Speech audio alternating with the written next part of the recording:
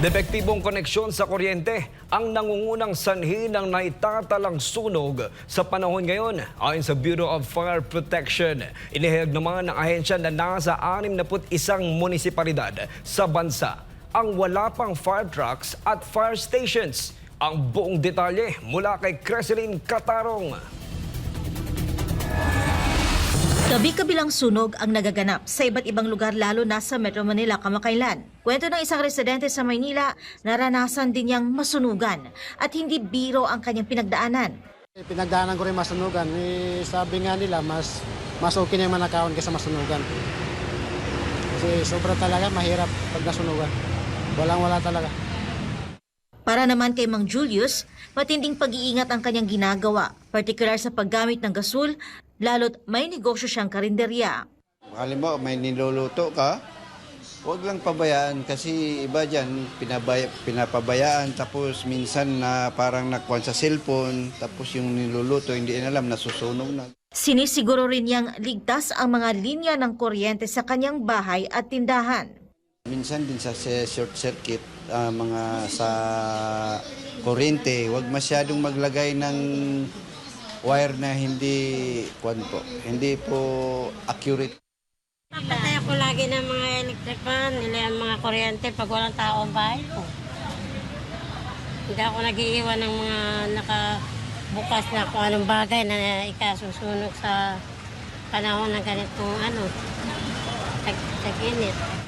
Ayon sa Bureau of Fire Protection o BFP, ang nangungunang sanhi ng mga sunog ay may kinalaman sa kuryente, lalo tigit mainit ang panahon ngayon. Kaya naman nanawagan si Fire Senior Superintendent Annalie Carbajal Atienza na maging responsable sa mga ginagamit na appliances. Sana po maging responsable sa paggamit ng electric fan. Siguraduhin po natin na kung ito ay may kalumaan na at medyo may sira ng bahagya, ang suggestion po, bumili na lang po tayo ng bago. Huwag na pong pagtiyagaan na tipirin, i-repair dahil mas malaki po ang magagastos natin at ang pinakamasaklap may nasasawi po sa ating pamilya. Muling paalala ng tagapagsalita ng BFP ngayong Fire Prevention Month, huwag hintayin na magkaroon ng sunog sa magre-responde. Bagkus ngayon pa lang pag-usapan na dapat ng pamilya paano patayin ang circuit breaker ng tahanan, huwag mag-octopus connection, ipasuri ang tahanan kung may katagalan ng na-construct at huwag iwanan ang niluluto. Gayon din kapag nagwawalis sa paligid, lalo tigit mainit ang panahon, nagbabala rin ang BFP sa peligrong dulot kapag nagsisiga.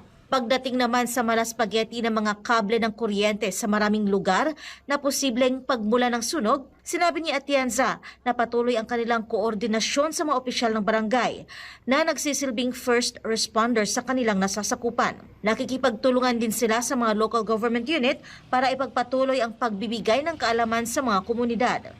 Sabihin na nga po natin na hirap sa buhay, kaya nagre-resort dito sa mga jumpers, Pero sana po isipin po nila yung maaaring maidulot nito. At syempre kasama din natin dito sa monitoring ang mga electrical companies natin na i-assure yung safety at yung kaayusan ng ating mga linya ng kuryente. Sa datos ng BFP mula Enero 1 hanggang Marso 4 ngayong taon, nakapagtala ng 2,442 fire incidents sa bansa. Ito'y bumaba kumpara sa 4,316 na insidente noong nakaraang taon. Sa kabilang banda, tiniyak ng BFP na kanilang tinutugunan ngayon ang kakulangan ng mga fire truck at fire station sa iba't ibang lugar. Inihayag ni Atienza na nasa 3 taon na ang BFP sa kanilang modernization program, kung saan nakalatag na ang procurement ng mga fire truck. Prioridad anya na punan ang 61 na munisipalidad na wala pang fire trucks at fire stations. Kaugnay ng Fire Prevention Month, kabilang sa aktibidad ng BFP ang fire drill sa mga high-dense occupation kasama ang mga malalaking mall. Sa susunod na mga linggo, mayroon namang refresher training para sa mga barangay fire brigade kasama na rin ang annual fire safety inspection. Sa Marso 25, magkakaroon din ng ika-9 na National Fire Olympics. Ito ay isang kompetisyon kasama ang mga tauhan ng BFP sa buong bansa. At ito'y gaganapin sa Clark, Pampanga. Para sa Diyos at sa Pilipinas kong mahal, Creseline Catarong, SMNI News.